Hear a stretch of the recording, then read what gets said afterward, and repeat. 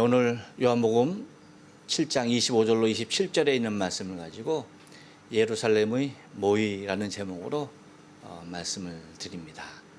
우리 다 같이 한번 인사할까요? 옆 사람과 인사하시고 앞뒤 사람과 그리고 우리 영상으로 예배하는 모든 분들과 함께 인사합니다. 지난 한 주간 동안 평안하십니까? 인사합니다. 지난 한 주간 동안 평안하십니까? 평안하십니까? 평안하십니까?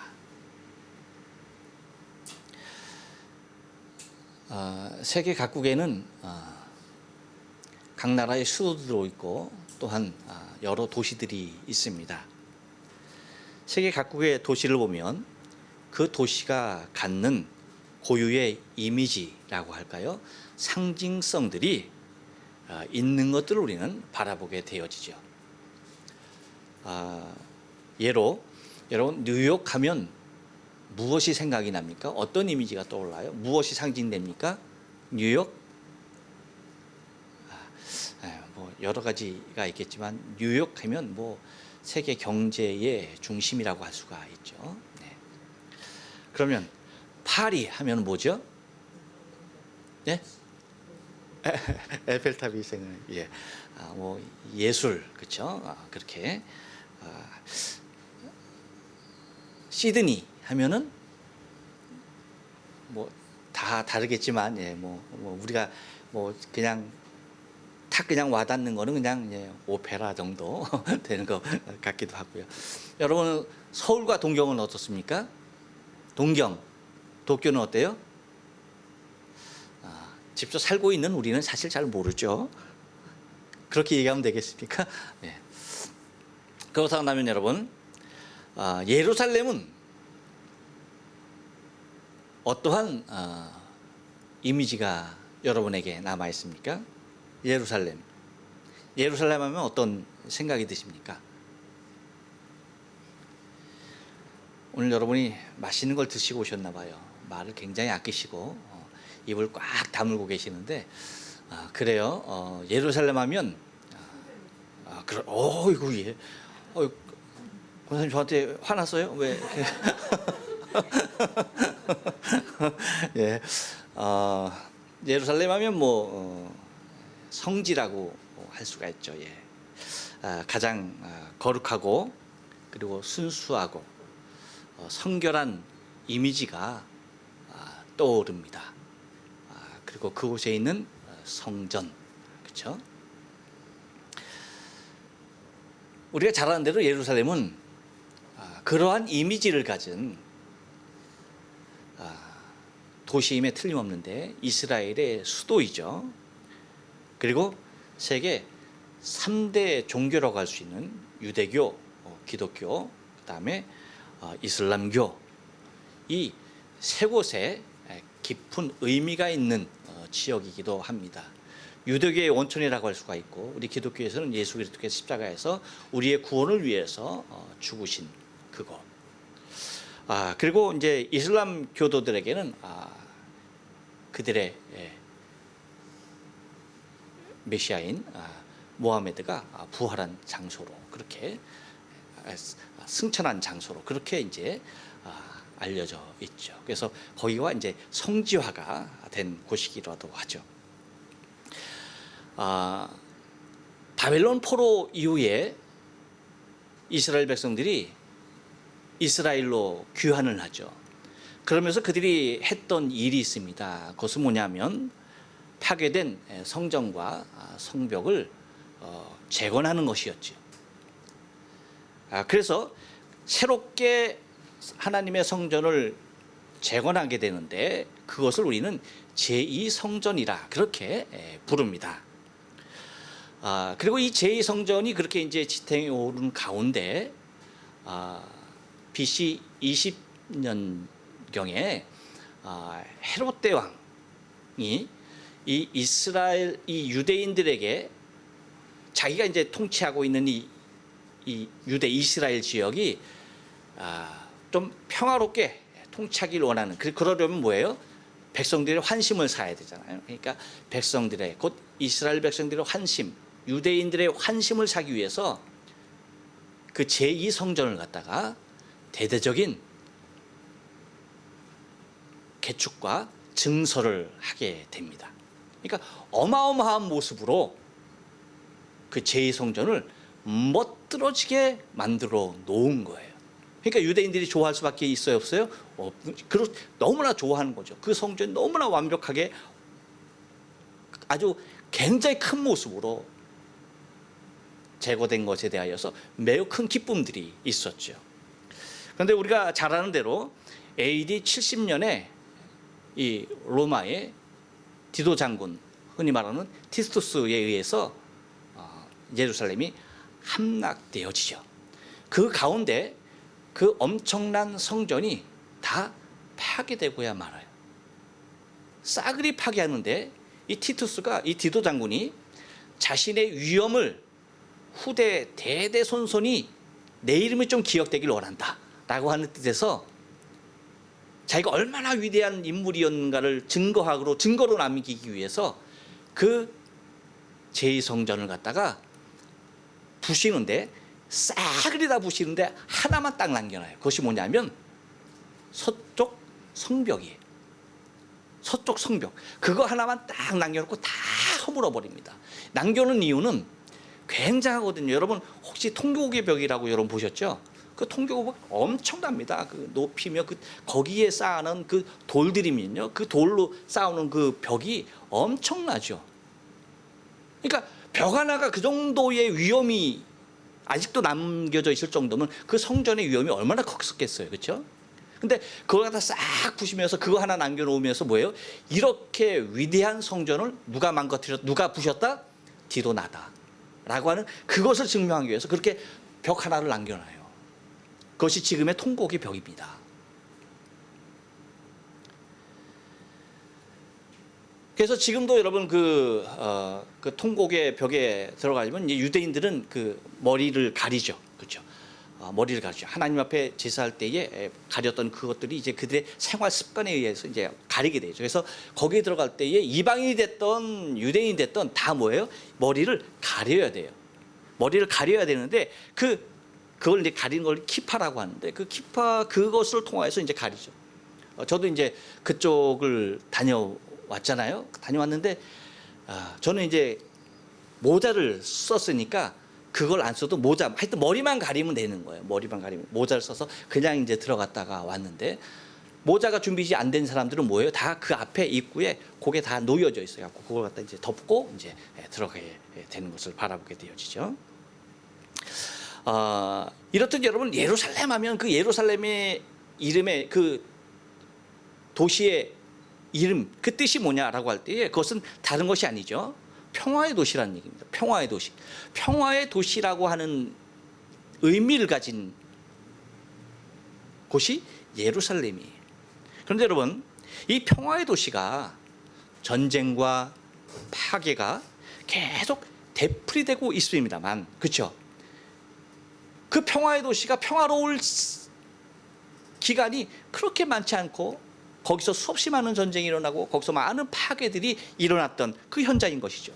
근데 여러분, 그 중에서도 가장 큰 파괴를 위한 모의가 곧 평화의 도시, 하나님의 성전이 있는 예루살렘 그 가장 중앙에서 일어나고 있는 것을 오늘 본문 요한복음 7장 25절로 27절에 있는 이 말씀이 바로 그곳을 고발하고 있는 것들을 우리는 바라볼 수가 있다는 것입니다.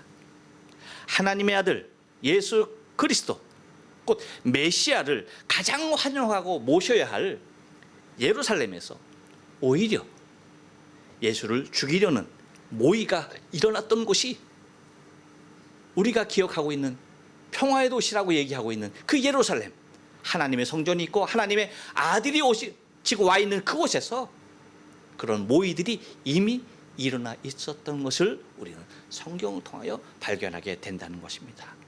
그래서 오늘 본문을 통해서 우리의 생명의 주인으로 오신, 우리의 구원주로 오신 메시아 되신 그리스도 예수가 십자가에 죽기까지, 그것이 그냥 자연적인 모습으로 흘러간 것이 아니라 예루살렘의 모의가 있었음에 대한 성경적인 근거를 우리가 보면서 은혜를 나누길 원합니다. 여러분, 예루살렘의 모이는요, 한번 따라서 합니다. 이미 계획된 음모였습니다. 예, 여러분 25절 말씀 우리 다 같이 한번 읽어볼게요. 시작. 예루살렘 사람 중에서 혹이 말하되 이는 저희가 죽이고자 하는 그 사람이 아니냐. 제가 예루살렘 사람 중에서를 파란 글씨로 써놨는데 여러분 구분이 됩니까? 구분이 되는군요.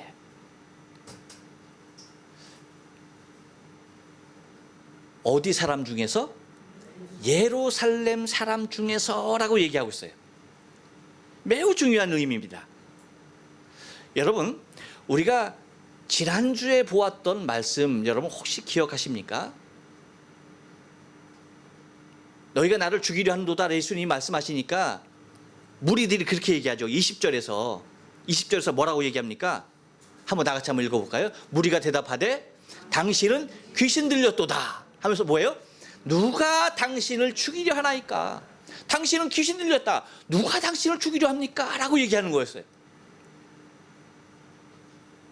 무리 중에서 그런 무리가 있었어요. 근데 오늘 그 25절에서 얘기하는 것을 보면 예루살렘 사람 중에서 혹이 말하되 이는 저희가 죽이고자 하는 사람이 아니냐라고 그렇게 말을 하고 있는 것을 바라보게 됩니다.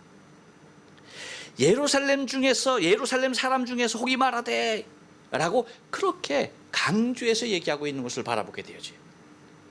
여러분, 지금 이때가 어느 때입니까? 이것이 어느 때인 것을 우리가 알면은 이 말이 왜 이렇게 나오는지, 왜 이렇게 어떤 사람은 누가 너를 죽이려 하느냐라고 하고 어떤 사람들은 뭐예요? 예루살렘 사람 중에 어떤 사람은 저거 죽이려고 하는 그가 아니냐라고 그렇게 얘기하는 겁니다. 의견이 완전히 갈려져 있죠.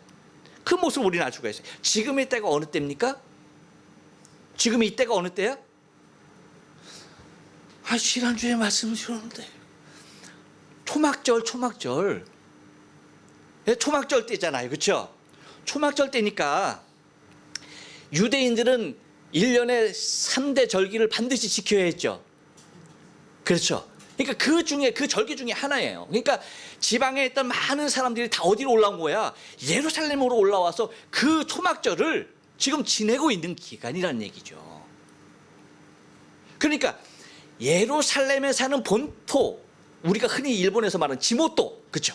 쉽게 알아들을 수 있어요. 지모토들이 있지만 지모토들 이외에 각 지방에서 올라온 사람들이 있어요, 없어요? 엄청나게 많은 거죠. 굉장히 많은 거죠. 그러니까 요한이 지금 얘기하는 25절에서 얘기하는 예루살렘 사람 중에서 혹이 말하되라고 하는 것은 예루살렘 사람이다라고 얘기하는 이 모습을 우리가 캐치해야 할 것이 뭐냐? 이미 예루살렘 사람들은 다 아는 거야, 모르는 거야? 다 알고 있는 거예요, 다 알고 있는 거야. 지방에서 올라온 사람들이 모르는 거죠. 예루살렘 상에 사는 사람들은 거의 다 이미 당국자들이 예수를 잡아 죽이려고 하는 그 음모가 이미 있었다라고 하는 사실, 그 계획이 이미 존재했다라고 하는 사실에 대하여 일반 백성들조차도 다 인지하고 있었다는 얘기죠.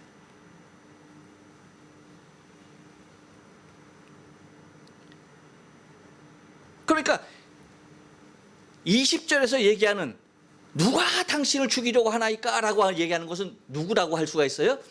지모토가 아니죠. 예루살렘에 사는 지모토가 아니죠. 각 지방에서 올라온 사람들. 그러니까 아직 이 소식을 접하지 못한 사람들. 아니, 누가 당신을 죽이려고 해? 너 미쳤어? 라고 얘기하는 거죠. 아니, 누가 당신을 죽이려고, 당신같이 이런 위대한 사람을 누가 죽이려고 해? 라고 얘기하지만 예루살렘 사람이면 누구나가 다 예수가 와서 성전에서 다시 가르치는 그 모습을 보고 분명히 알았던 거죠. 당국자들이 이 사람을 죽이려고 이미 작정한 모의 중에 있었던 그 모습을 밝히고 있는 내용인 것을 우리는 바라볼 수가 있다는 것입니다. 그래서 여러분, 이는 저희가 죽이고자 하는 그 사람이 아니냐. 이 사람이 바로 저희가 누가 당국자들, 당시 유대 종교 지도자들, 이들이 죽이려고 했던 그 사람이 아니냐라고 그렇게 얘기하는 겁니다. 이 말은요, 이미 예수님은 분명한 타겟으로 지목되었다는 얘기죠. 여러분, 음모와 수사는 달라요. 수사는 타겟을 찾아가는 거예요. 그렇죠? 누구인지 모르기 때문에 그 사람을 이 증거로 저 증거로 이 상황으로 저 상황으로 서로 비교해 가면서 뭐 하는 겁니까? 찾아가는 거죠. 그게 수사죠. 하지만 여러분, 음모라고 하는 것은 타겟을 찾아가는 것이 아니에요. 뭡니까? 이미 설정해 놓고 올무로 몰아가는 거죠. 그러니까 예수님은 이미 그들이 잡아 죽일 것에 대한 모의가 그 안에 갖춰져 있었다라고 하는 사실에 대하여서 지금 이 예루살렘 중에 혹 말하는 이 한 사람의 증언을 통하여서 분명하게 드러나게 된다는 것이죠. 곧 여러분, 예루살렘의 모의는 이미 유대인들 지도자들에 의하여서 예수를 잡아 죽이자라고 하는 모의가 결의된 상황에 있었다라고 하는 것을 여러분, 우리가 바라볼 수가 있다는 것입니다. 또 하나, 이 예루살렘의 모의에서 우리가 살펴볼 수 있는 것은 한 번 더 따라서 합니다. 확실한 증거 포착입니다. 여러분, 26절 말씀 보면 그렇게 얘기하죠. 보라, 드러나게 말하되 저희가 아무 말도 아니하는도다라고 말합니다. 여기 이 사람이 말하는 그 예루살렘 사람 중에 혹이 말하는, 보라, 드러내게 말하고 있다. 지금 드러내게 말하고 있다. 그 지금 드러내게 말한다라고 하는 것은 어떤 것입니까? 지난주에 말씀드렸던, 지난주, 지지난주 두 주에 걸쳐서 말씀드렸던 본문 16절로 24절에 있는 내용입니다. 14절로 26절에 있는 내용. 그것이 뭐예요? 16절부터 있는 그 말씀의 그 첫 번째 내용은 두 가지로 크게 요약할 수가 있는데, 첫 번째 내용은 뭐냐면 종교 지도자들은 자신의 영광을 구하는 사람이다라고 하는 그 뉘앙스가 예수님의 말씀을 통하여서 아주 강력하게 나가고 있죠. 예수님은 당신의 영광을 구한다, 안 구한다? 구하지 않는다. 이 교훈은 나에게서 온 것이다. 당신이 말씀하고 있음에도 불구하고 나에게서 온 것이 아니다. 나를 보내신 얘기로부터 왔다. 그러므로 나의 영광을 구하지 아니하고 누구의 영광이다? 이것은 아버지의 영광이다. 아버지의 영광. 그런데 너희는, 당시 종교 지도자들은 다 뭐예요? 하나같이 자신의 영광을 구하고 있었던 사람들이죠. 그 모습의 것들을 얘기한. 그러니까 이런 것들을 종교 지도자들이 들었을 때에 예수가 눈에 가실 수밖에 없죠. 그러니까 어떻게 해서든지 올무에 잡아 넣어서 죽여야 한다라고 하는, 없애야 한다라고 하는, 그래야지 자신의 지위와 현재의 모든 그 권리들을 다 편하게 누릴 수 있다라고 하는 그러한 의견으로 합의점을 본 상태인 것이죠. 또 하나는, 그러면 무엇으로 이 사람을 걸어 잡아 넣을 것이냐, 어떻게 율법에 의해서 처단할 것이냐라고 하는 그런 방법론이 있어야 되겠죠. 그것이 뭐였습니까? 다른 것 아닙니다. 그러니까 여러분, 오늘 본문의 말씀과 지난주에 드린 말씀하고 이게 다른 게 아니에요. 같이 이어져서 나오는 것임을 여러분 먼저 전제해야 돼요. 그래서 이거죠. 곧 안식일의 일하는 것을, 그렇죠, 합법화하는 자로 뭐 하는 거예요? 몰아가는 거죠. 안식일은 일하면 됩니까? 안 됩니까? 안 되죠. 왜? 안식일은 주께서 십계명에 말씀하신 대로 안식해야 할 날이지 일할 날이 아니죠. 그런데 예수가 38년 된 병자를 갖다가 어떻게 한 거예요? 고치고 그에게 하는 말이 너의 병상을 들고 일어나 가라 라고 말하는 거죠. 곧 안식일을 하지 말아야 할 것을 일반 사람에게 시켰다는 얘기죠. 그리고 네가 안식일에 하지 말아야 할 그 일을 행했다 이거죠. 그러니까 안식일을 범한 죄로 뭐 하는 겁니까? 몰아가야 했던 것이죠. 그러니까 이것이 그렇게 지금 그 얘기가, 다시 말하면 그런 내용들이 말하는 것이 6절 상반절에서 얘기하는 대로 보라 드러나게 말하되라고 얘기하는 거예요. 드러나게 말하는데 저희가 아무런 말도 아니하는도다. 저희가는 누구야? 당국자들 얘기하는 거죠. 그 모의의 주치자들. 아니 저렇게 확실한 증거를 지금 자신의 입으로 토로하고 있는데 왜 가만히 있느냐, 이 얘기인 것이죠. 곧 확실한 증거를 잡았다 못 잡았다? 잡았는데 왜 가만히 있느냐. 곧 확실한 증거가 포착되었다라고 하는 사실에 대하여서 말하고 있는 것들을 바라보게 됩니다. 그러니까 이미 뭐예요? 이러한 것들을 들어서 이러한 죄복을 씌워서 예수를 죽이자라고 하는 것들이 이미 그들의 계획 가운데 자리했던 것임을 우리는 바라볼 수가 있다는 것입니다. 또 하나, 이 예루살렘의 모의를 통해서 우리가 기억해야 할 것은요, 한 번 더 따라서 합니다. 뒤늦음에 대한 질책입니다. 27절 하반절인데 27절 하반절을 한번 읽어볼까요? 시작. 당국자들은 이 사람을 참으로 그리스도인 줄 알았는가? 여러분, 이 말씀은요 굉장히 중요한 의미를 갖습니다. 뭐냐 하면 누가 더 악해질 수 있는가, 누가 더 악해질 수 있는가를 보여주고 있는 매우 중요한 대목이 아닐 수가 없는 거예요. 인간은 악할 수밖에 없죠. 악한 죄인입니다. 그런데 그 악을 누가 더 끝까지 치다르게 되는가라고 하는 그 모습을 우리에게 보여주고 있는 말씀이라는 것입니다. 여러분, 우리는 오늘 예배의 시작 부분에 다 같이 우리의 신앙을 하나님께 고백을 했습니다. 무엇을 통해서 고백했습니까?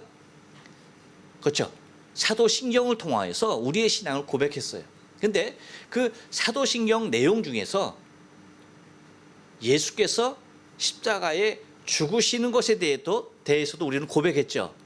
근데 십자가에 못 박혀 죽으시는데 그 죽으심에 대한 그 이유를 그 앞에 누구의 이름을 들어서 얘기합니까? 본디오 빌라도에게 고난을 받으사라고 얘기해요. 그렇죠? 그렇게 고백했죠.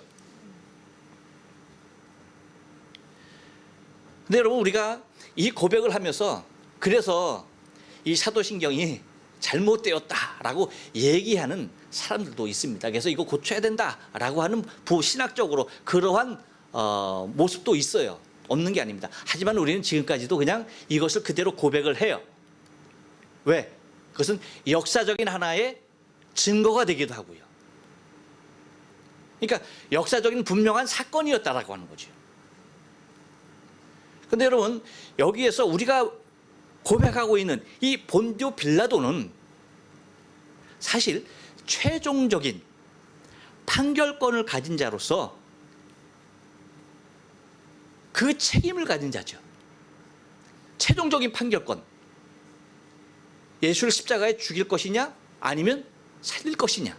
최종적인 판결권이 있는 것이지 실제로 그의 중심은 어떠했습니까? 예수를 죽이고 싶은 마음이 있었습니까? 아니죠. 예수를 죽이고 싶은 마음이 전혀 없었습니다. 그의 마음은 그를 어떻게 해서든지, 예수를 어떻게 해서든지 놓아주기를 원했던 거죠. 그래서 그 대안책으로 무엇을 백성들에게 제시합니까? 바라바라고 하는 당시 흉악한 죄인을 제시하죠. 내가 바라바를 십자가에 못 박을까? 아니면 예수 십자가에 누구를 너희가 풀어주길 원하느냐? 빌라도의 입장에서는 당연히 예수를 풀어주길 원할 것이다라는 계산하에 그러한 수를 내놓은 것인데, 백성들은 오히려 뭐라고 합니까? 십자가에 예수를 못 박으라고 외치고 있는 것을 바라보게 됩니다. 여러분, 빌라도가 법적 결정자였다고 한다면 당시 종교 지도자들, 오늘 본문에서 거론하고 있는 당국자들은요 실제적 선동자들입니다. 곧 이 모든 것을 모의하고 모든 것을 선동하는 곧 이 머릿격에 속한 것이 바로 이 당국자들입니다. 하지만 당국자들보다 더 악에 받쳐서 예수를 죽이라고 외치는 무리가 있는데 그 사람들이 누굽니까? 군중이라고 하는 거예요. 여러분, 이것은 매우 중요한 메시지를 우리에게 전해주고 있어요. 뭐냐면 한 나라도 그렇고요, 한 사회도 그렇고요, 교회도 똑같습니다. 뭐냐면 지도자들이 바로 서지 아니하면 안 되는 매우 중요한 논리를 지금 우리는 찾을 수가 있다는 거예요. 그러니까 지도자가 정말 정신 차리고 바로 서지 아니하면 안 되는 이유가 바로 여기에 있는 것입니다.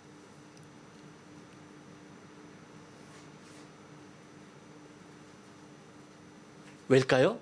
그것은 지도자들이 만약에 10%가 악하다, 그들의 사고가 10%가 악하다라고 한다면요, 백성들에게 나타나는 여파는요 99% 악으로 나타난다는 사실이에요. 엄청난 수치로 그 악이 악을 낳는 그러한 환경을 우리는 바라보게 된다는 겁니다.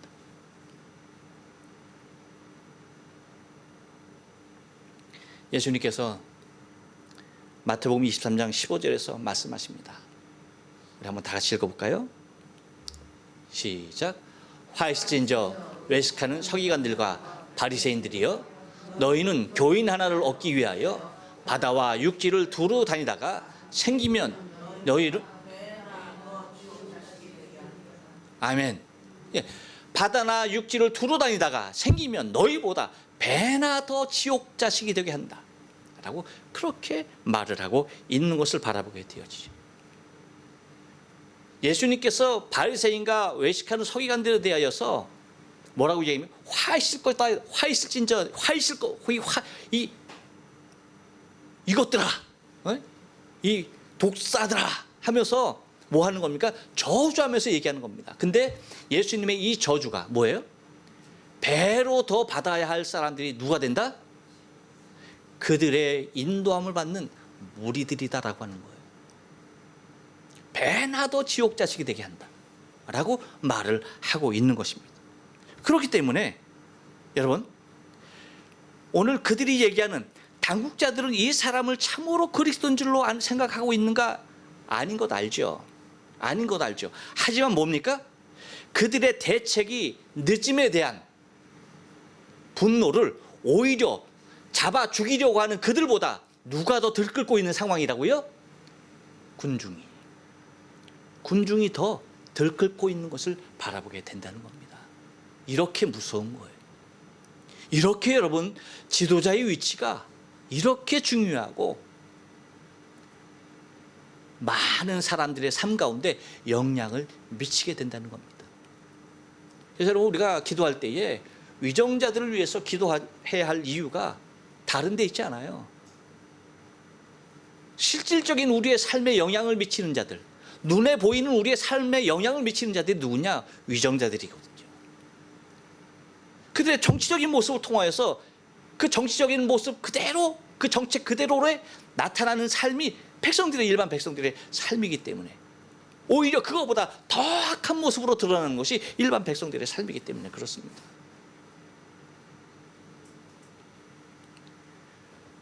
오히려 당국자들은 느슨한데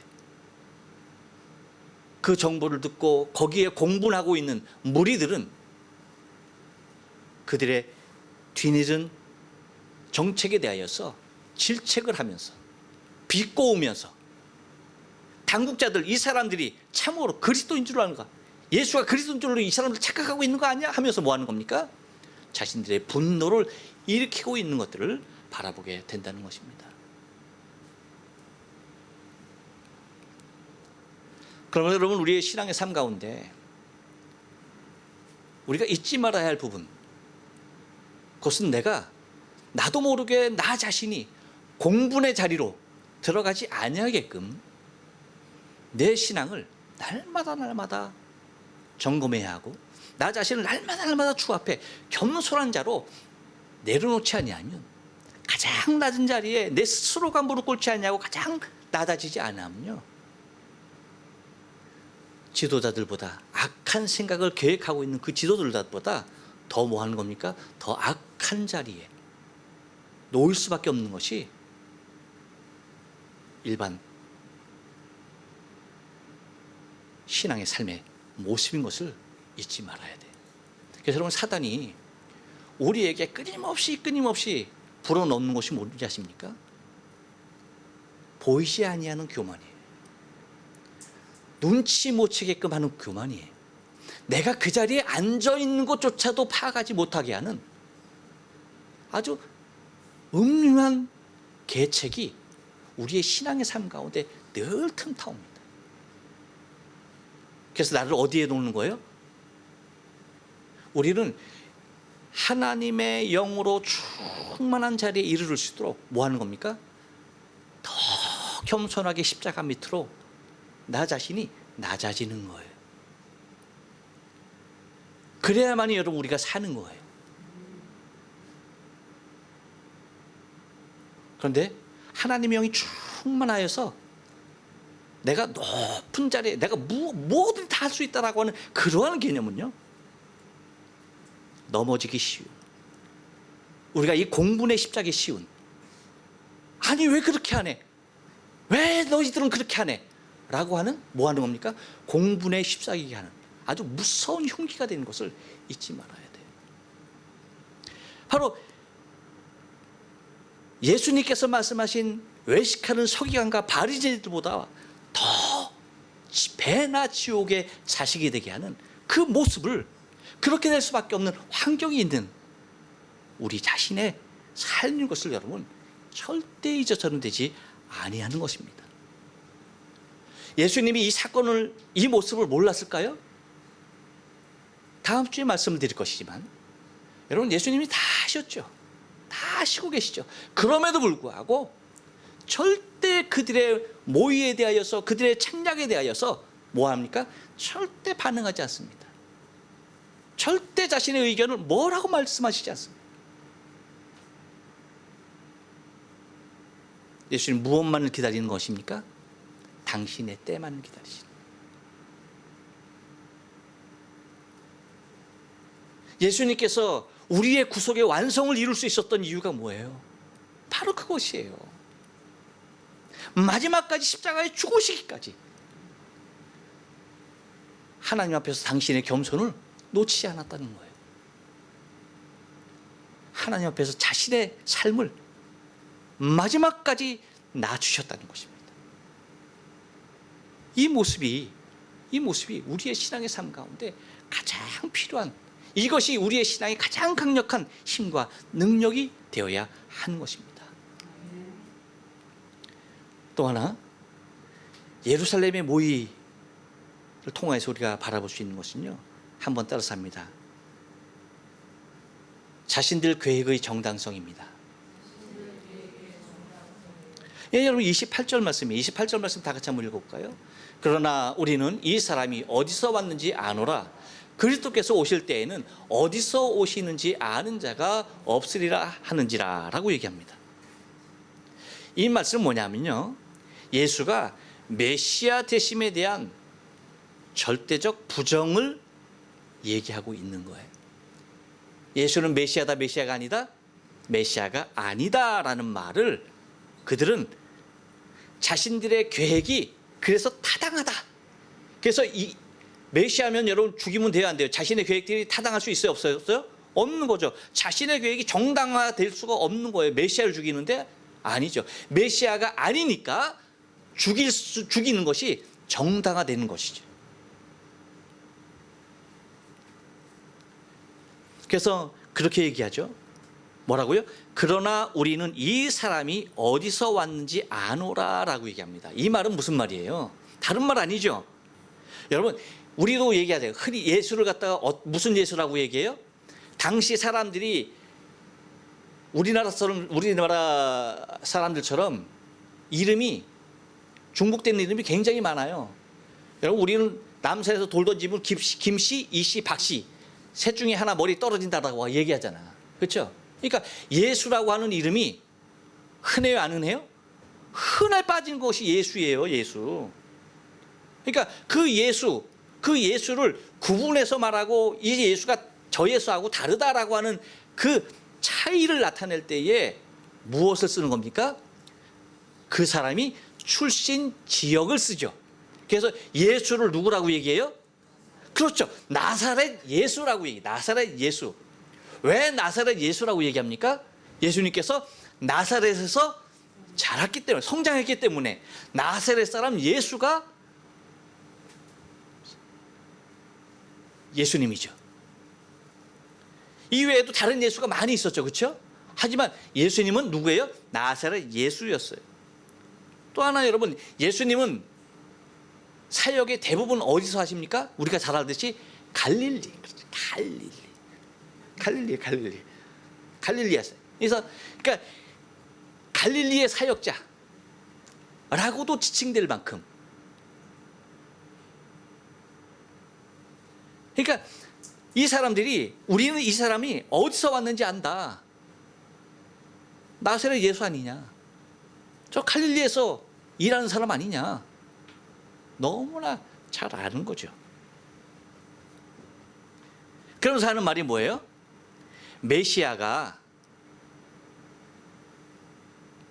이스라엘 백성이면 모든 사람이 다 알고 있는 것, 메시아가 어디서 난다? 메시아는 누구를 통해서 어디서 난다? 메시아는 다윗의 후손을 통해서 베들레헴에서 난다.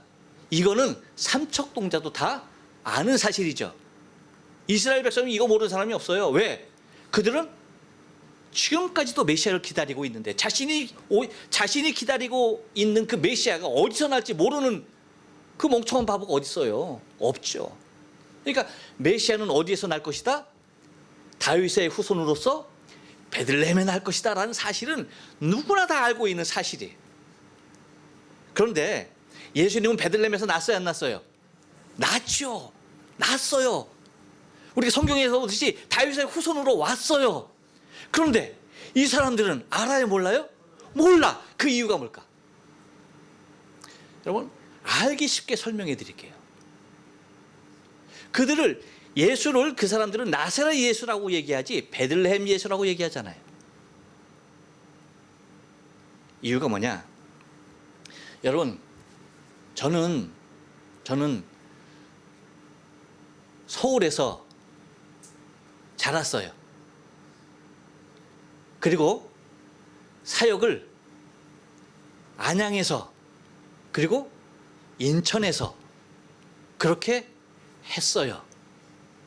그러니까 이 사실은 저를 아는 많은 사람들이 모르는 사람이 없어요.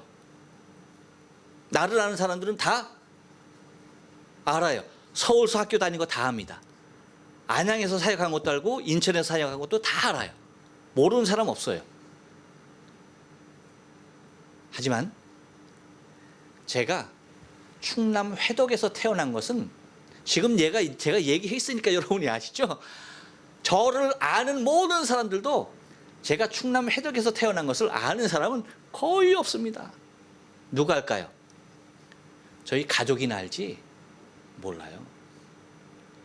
저희 아버님의 고향이 충북 영동이기 때문에 보통 그냥 충북 영동으로 저도 그냥 충북 영동하고 그렇게 얘기하지, 저의 출신지 회덕은요 모르는 사람이 99.9%입니다. 이제 이해가 가십니까, 여러분? 똑같은 거예요. 예수님이 베들레헴에서 났지만 베들레헴에서 난 것에 대하여서 아는 사람은 없어요.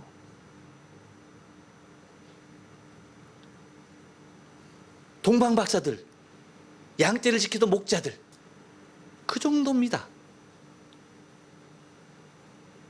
아는 사람이 없는 거예요. 그리고 예수님이 태어나서 거기서 호적하러 갔다가 거기서 태어나서 거기서 뭐예요? 거기서 살았어요? 아니죠. 바로 나왔기 때문에 태어난 것 그 외에는 아무런 연고가 베들레헴에 없는 거예요.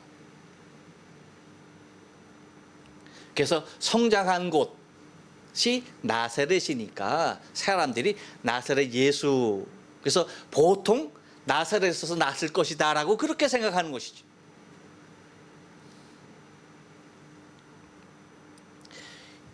이와 마찬가지로 여러분, 그들이 아니 이 사람은 우리가 어디서 왔는지 내가 안다라고 하는 이 말, 곧 자기가 아는 모습에서는 자기가 메시아가 어떻게 올 것이다라고 하는 그 사실을 아는 모습에서 자기가 갖고 있는 예수에 대한, 겉으로 보는 그 예수에 대한 그러한 지식적인 면에서 보는 그 예수에 대한 모습과 전혀 다르기 때문에 예수는 그들에게 있어서 메시아일 수 있었다 없다?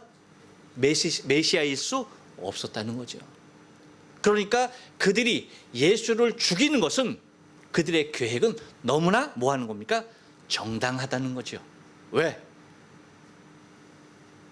우리의 근본을 흔들고 있는, 우리의 율법 근본 자체를 흔들고 있는, 우리 유대교 자체를 범하려고 하는, 가장 중요한 안식일을 범하게 하고, 그리고 많은 사람들을 선동하는 예수를 죽이는 것이 그들에게는 너무나 당연한 일이었던 것입니다. 여러분, 우리의 신앙의 삶에서도 이 부분의 것들은 우리가 영적인 신앙의 삶에서 매우 주의해야 할 이유가 여기 있는 거예요.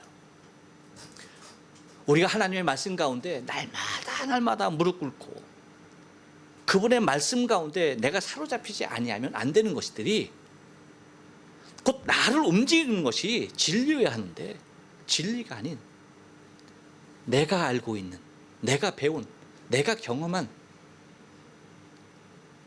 그런 것들이 나의 신앙의 삶을 좌지우지해서는 결코 되지 않는다는 얘기입니다. 이것만큼 나의 신앙에 가장 강력한 적은 없다는 얘기예요. 오히려 알면 알수록 주의 말씀에 더욱더 낮아지는 모습이 필요한 것입니다. 주께서 내게 말씀하신 진리로 오신 예수 그리스도를 내가 아는 상식을 초월한다 해서 그분이 나에게 무시될 대상이 결코 아니라는 사실을 우린 잊지 말아야 돼요. 차라리 우리의 상식을 포기해야 합니다. 우리의 경험을 포기해야 돼요. 우리의 배움을 포기해야 돼요. 내가 아는 모든 지식을 그분 앞에 내려놔야 하는 것입니다. 그리고 오직 예수만이 나의 생명을 위하여 이 땅에 오신, 메시아로서 나의 구원자로 이 땅에 오신 그리스도임을 믿음으로 고백하는 우리의 신앙의 삶이 되어야 한다는 것입니다. 기도하십니다.